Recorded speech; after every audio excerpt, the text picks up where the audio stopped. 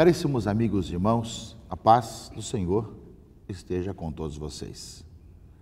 Quarto domingo da Quaresma, chamado Domingo Letare, Domingo da Alegria. Alegrai-vos, Jerusalém.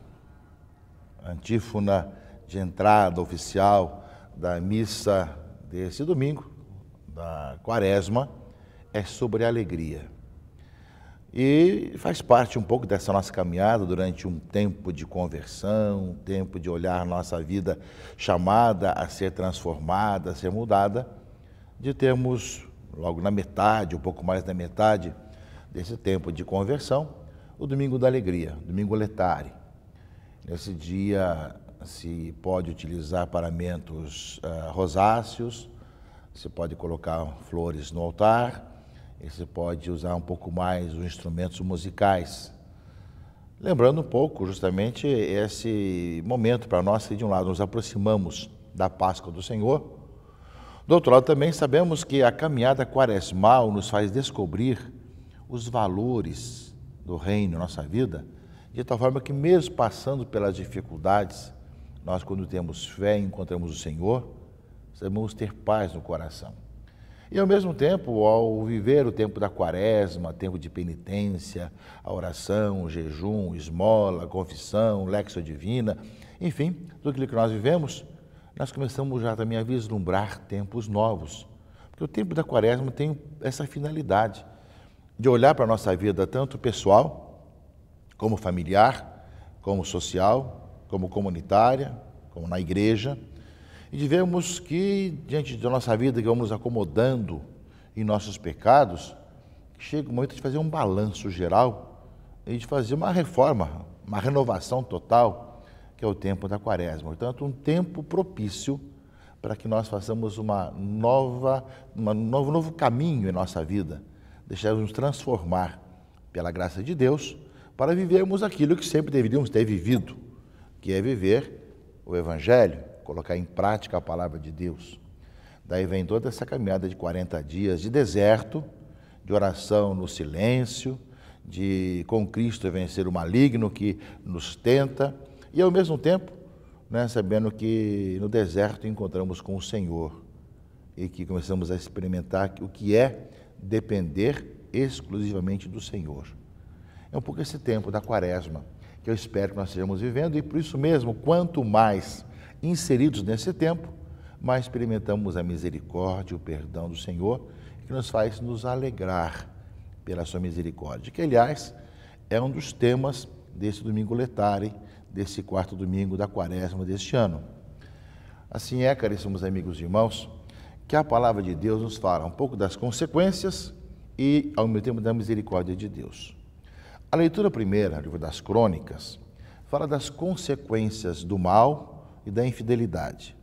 Ou seja, os chefes, os sacerdotes e o povo multiplicaram suas infidelidades, imitando as práticas abomináveis das nações pagãs, profanaram o templo que o Senhor tinha santificado em Jerusalém. E nunca faltou a eles o chamado à conversão. O Deus de seus pais dirigia-lhes frequentemente a palavra por meio de seus mensageiros, admoestando-os com solicitude todos os dias, porque tinha compaixão do seu povo. Mas eles zombavam dos enviados de Deus. Então, meus irmãos e irmãs, essa história de o Senhor que nos chama à conversão, ela se atualiza a cada dia. As pessoas esquecem dos mandamentos, esquecem da palavra de Deus, acabam andando por outros caminhos errados, e não escuta os profetas que o Senhor envia, e até zombam deles.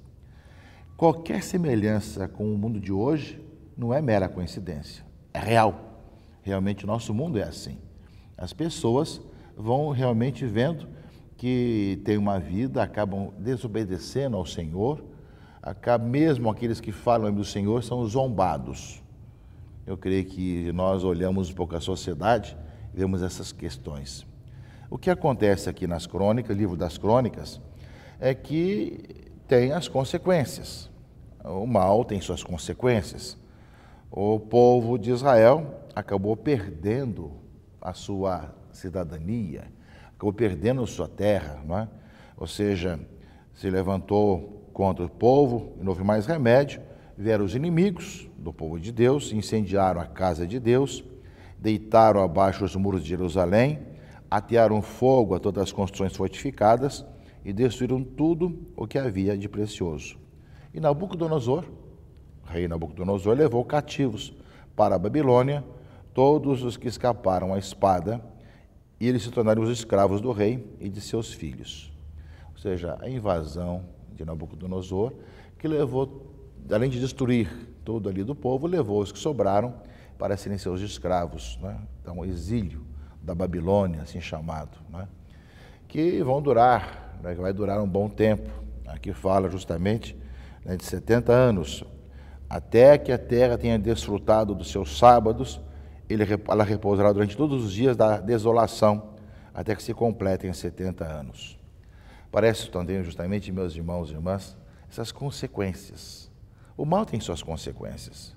Quando nós olhamos o nosso mundo com as suas violências, com os seus problemas, nós vemos que, no fundo, quando o homem se separa de Deus e não escuta mais a sua voz, ele passa a se matar mutuamente, passa a destruir-se, passa a valer a lei do mais forte, as guerras cada vez mais aumentam, e a vida do homem tem essa liberdade de fazer o bem, de fazer o mal, mas tem essas consequências, como nós vimos aqui na leitura do livro das Crônicas, né? Então, quando nós olhamos um pouco essas várias situações do mundo, nós vemos que quanto mais nós não ouvimos a voz de Deus, quanto mais nós não andamos pelos seus caminhos, quanto mais não escutamos os seus profetas, quanto mais zombamos daquilo que nos falam, mas experimentamos a destruição ao nosso redor. Naquela época foi a invasão de Nabucodonosor, que teve o exílio da Babilônia. Mas tem outros tipos de situações que são levadas hoje. É uma coisa que nos faz pensar, caríssimos irmãos e irmãs, porque aquele que nos criou, por mais que se tente descobrir como que foi formado o mundo, o cosmos, como é que apareceu a vida, sempre vai ter que ter uma explicação dos inícios, não é? O nada não cria nada, tem que sempre ter alguma coisa para ser criada. E justamente nós sabemos que só o Deus eterno, que sempre existiu, é que pode criar e fazer com que as coisas se criem também. E nesse sentido, meus irmãos e irmãs, aquele que nos criou sabe o que nós precisamos. Porém, ele não nos deixa como um robô, ele nos propõe, nos fala, nos mostra, para que nós respondamos o nosso sim, ou respondamos o nosso não. Desde Adão e Eva vemos um pouco isso. Você não pode fazer isso, mas Adão e Eva acabaram justamente desobedecendo. Então, essa liberdade do homem leva com que ele possa se aproximar de Deus ou se afastar. E se aproximar significa se aproximar dos irmãos e irmãs. E o tempo da Quaresma é um tempo que nós constatamos as consequências de nos termos afastado de Deus pelos nossos pecados, por não termos ouvido a sua voz nem dos seus profetas, e, ao mesmo tempo, com o coração arrependido, voltarmos para o Senhor. Porém, vejam, meus irmãos e irmãs, se voltar para o Senhor, nos vem com a gratuidade, é um dom que o Senhor nos concede. Na leitura do livro das Crônicas, os textos que são tirados para a leitura de hoje, fala aqui, justamente, no primeiro ano do reinado de Ciro, rei da Pérsia, para que se cumprisse a palavra do Senhor, pronunciada pela boca de Jeremias, o Senhor moveu o espírito de Ciro, rei da Pérsia, que mandou publicar em todo o seu reino, de viva voz e por escrito, a seguinte proclamação. Assim fala Ciro, rei da Pérsia: o Senhor Deus do céu deu-me todos os reinos da terra e encarregou-me de construir um templo em Jerusalém, que está no país de Judá. Quem dentre vós pertence ao seu povo, que o Senhor seu Deus esteja com ele, que se ponha a caminho. Deus suscita um rei pagão, que nem era do povo de Deus, mas nós vamos agora reconstruir Jerusalém, o seu templo. Quem é desse povo, volte e vamos lá reconstruir. A gratuidade, Deus suscita, né, situações que levam justamente à retomada. Nós somos chamados a ver esses sinais, a enxergar a gratuidade, os dons de Deus em nossa vida, caríssimos amigos e irmãos, e poder perceber como o Senhor vai nos conduzindo para que, ao enxergarmos os dons que nos concede, nós possamos cada vez mais também nos deixar reconstruir. A palavra da Escritura não é simplesmente um conto de uma história do passado. Ela nos mostra hoje a nossa vida. Quanto mais ouvimos a voz de Deus, mais vamos reconstruindo esse mundo mais justo, mais humano. Quanto mais longe e quanto mais zombamos, mais experimentamos a desordem ao nosso redor. Porém, o Senhor jamais nos abandona. Está sempre nos dando novas oportunidades e convidando-nos a reconstruir esse templo de Deus em nossas vidas. É muito bonito, meus irmãos e irmãs, ver dentro da caminhada da história da salvação, justamente a infidelidade do povo, que infelizmente é uma coisa que acontece sempre, ao mesmo tempo a fidelidade de Deus, que vai em encontro do seu povo e refaz aliança com o seu povo, até a aliança definitiva em Jesus Cristo, nosso Senhor. E a leitura da carta de São Paulo aos Efésios fala justamente isso, que Deus é rico em misericórdia e por causa do seu grande amor com que nos amou, quando estávamos mortos por causa de nossas faltas, e nos deu a vida com Cristo. É por graça que sois salvos. Na leitura na carta de Paulo aos Efésios, resume um pouco aquilo que nós ouvimos na leitura primeira do Antigo Testamento. Deus é rico em misericórdia, e justamente quando estávamos mortos por nossos pecados, nos deu a vida nova em Cristo Jesus. E Deus quis mostrar através dos séculos futuros a incomparável riqueza da sua graça. Pela graça que sois salvos, mediante a fé. Não vem de vós, é dom de Deus.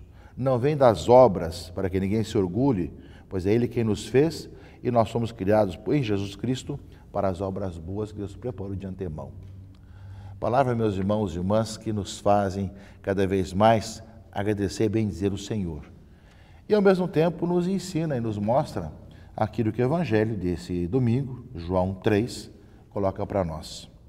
Como o povo de Deus estava justamente ali sempre com suas murmurações, etc., Jesus então vai lembrar, não é? Como Moisés levantou a serpente no deserto, assim é necessário que o Filho do Homem seja levantado, para que todos que nele crerem tenham a vida eterna. Pois Deus amou tanto o mundo que deu o seu Filho unigênito, para que não morra todo aquele que nele crer, mas que tenha a vida eterna. Ou seja, aparece Jesus elevado no alto do Monte Calvário. Quem realmente crer e aceitar tem essa vida eterna e acolhe essa vida nova na gratuidade, no dom que nos é dado, sem que nós mereçamos, não é? E lembra aqui que Deus enviou seu Filho para salvar o mundo, não para condená-lo. E quem justamente crê, né, justamente acredita no Filho unigênito de Deus e encontra a luz, ou seja, a luz veio ao mundo, né? E, ao mesmo tempo, quem procura caminhar na luz, vive no Senhor. Quem odeia a luz, vive nas trevas, não é?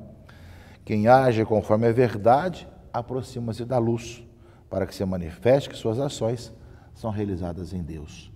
Eis o tempo de conversão, eis o momento da salvação, eis o tempo da quaresma que nós vivemos, caríssimos amigos e irmãos. Olhamos para Jesus Cristo, que morreu na cruz e está vivo, ressuscitado no meio de nós, onde entregou a vida por todos nós, crendo nele, sejamos iluminados, perdoados nossos pecados, sejamos gente nova, pessoas renovadas no Senhor, e ao mesmo tempo experimentamos que o Senhor, mesmo vendo com nossas infidelidades, nossos pecados, experimentamos que Ele nos resgata para uma nova vida e espera que nós correspondamos a essa graça, esse chamado, com atitudes, com vida bem concreta de colocar em prática e fazer o bem aos irmãos e irmãs, porque o dom de Deus espera uma resposta de cada um de nós, a resposta de uma vida coerente com o Evangelho, que vem pela graça de Deus, mas com a resposta de cada um de nós. Que a palavra desse domingo letare, né, nos ajude a continuar vivendo com muita alegria o tempo da quaresma a caminho da Páscoa. E abençoe-vos o Deus Todo-Poderoso, Pai e Filho e Espírito Santo. Amém.